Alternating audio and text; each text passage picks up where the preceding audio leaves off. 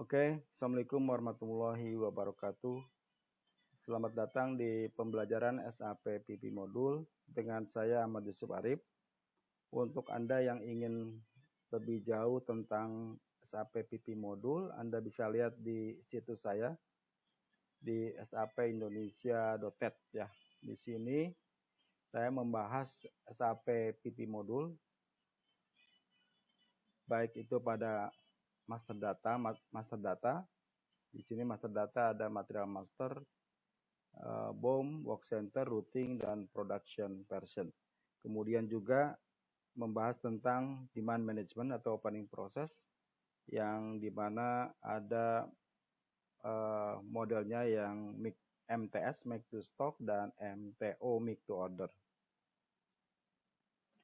Kemudian saya juga membahas tentang MRP, Material Requirement Planning, apa yang dimaksud dengan MRP, kemudian bagaimana cara menjalankan MRP, dan faktor-faktor yang mempengaruhi dari proses MRP. Lalu ke Production Order Execution, ya di sini step-step dari cycle produksi, mulai dari create production order, kemudian release, capacity planning, scheduling, good issue, confirmation, good receipt, dan TECO ya, technical complete.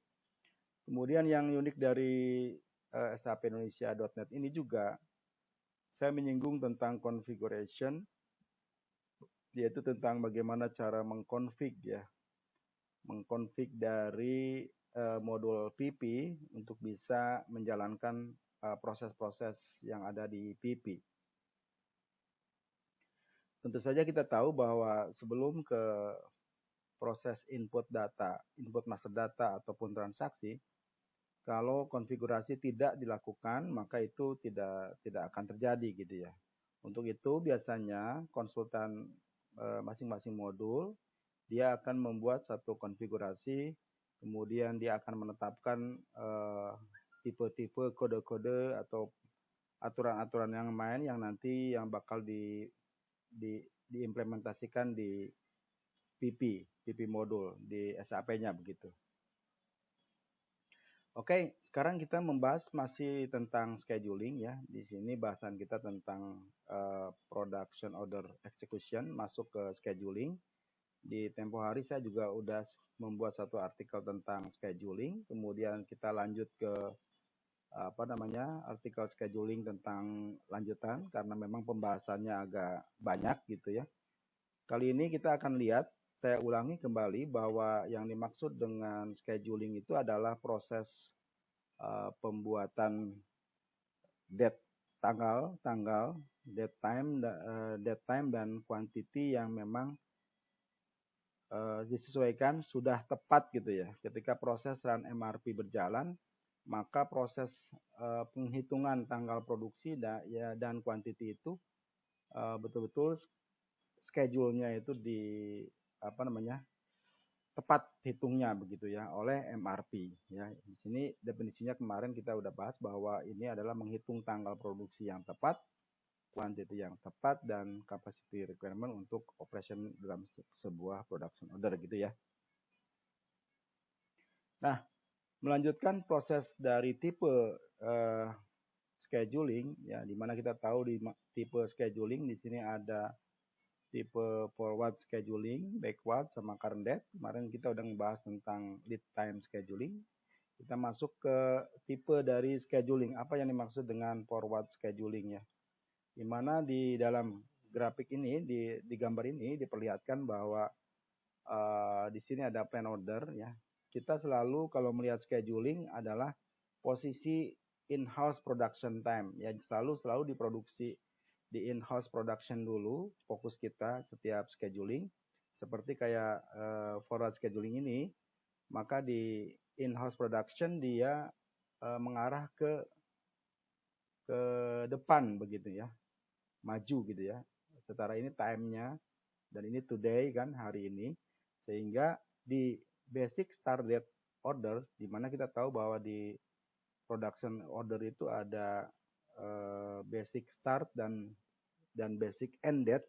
Nah, posisi in-house production ini pada saat order start itu akan dimulai dari hari yang berjalan gitu ya, sampai pada misalnya penentuan waktu yang ditentukan ke depan begitu. Kemudian setelah itu di berikutnya baru dia melakukan proses good receive processing time ya.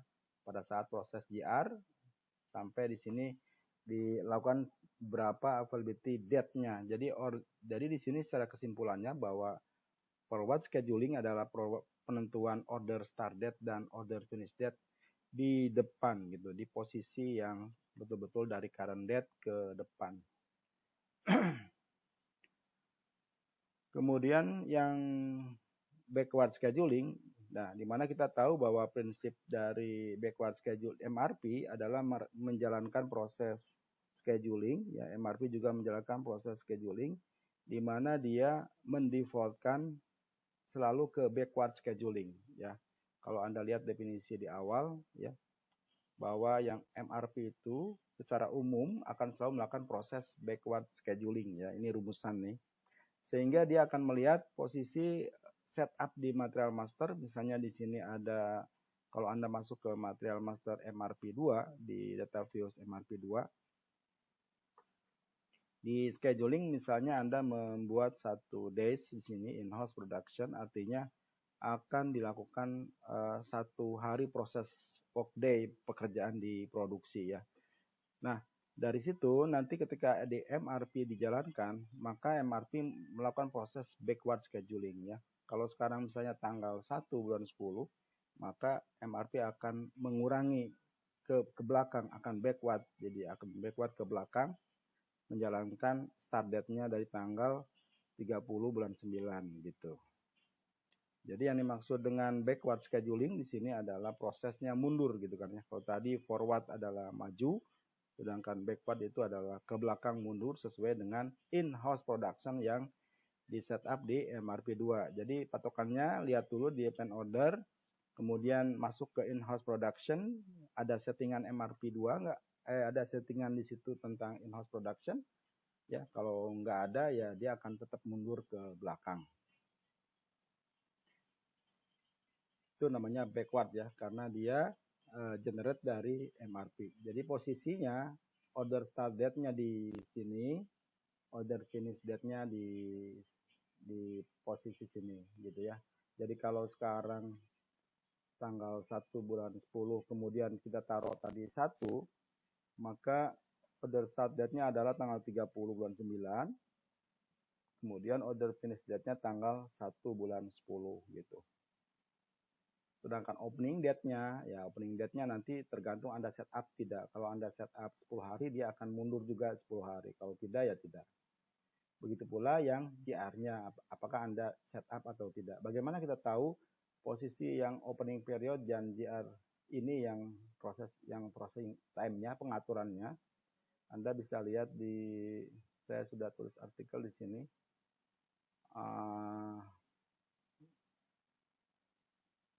Setup pada saat di sini. Nah, di sini. Di scheduling ini ada GR processing time, ini berapa hari dia melakukan proses GR terhadap finished product maupun SFG gitu ya. Jadi kalau kita lihat dari caption yang tadi, nah ini dia proses GR processing time-nya dan opening period-nya itu pada saat dibuka create di schedule-nya itu pada saat berapa gitu, pada saat schedule-nya.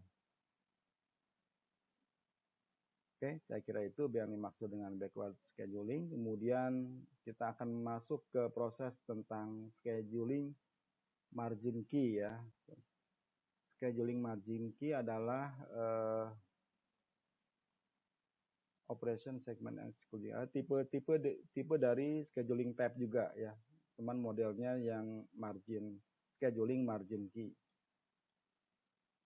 Di mana di scheduling margin key itu sudah ditentukan, ini di setup oleh konsultan, dikonfigurasi di SPRO, kemudian ditentukan kode di mana pengisian untuk opening period itu dibutuhkan berapa days, berapa hari, kemudian float before production-nya juga, dan float after production-nya.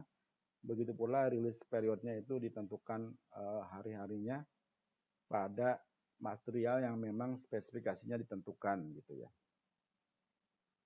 Kalau Anda lihat lagi pengaturannya tentang scheduling margin key, nanti Anda masuk ke sini nih, di konfigurasi ya, di production, kemudian MRP, plan parameter, kemudian carry out overall maintenance plans parameter.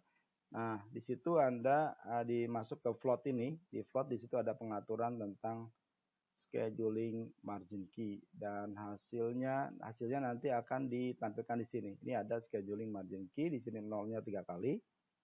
Nanti kalau misalnya Anda membuat kodenya 001, maka di sini Anda bisa pakai sebagai kode scheduling margin key yang mana Anda menetapkan di setiap material ini ya, material ini akan ditetapkan pada posisi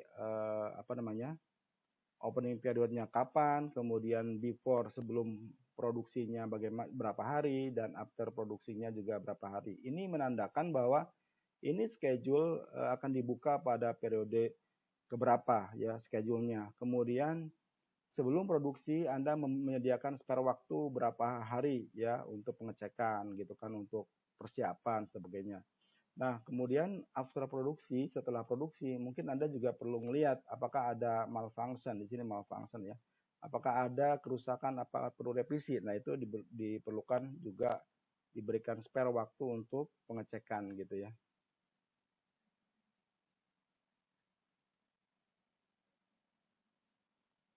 Oke, kemudian rilis ya berarti periode waktu berapa hari untuk merilis order.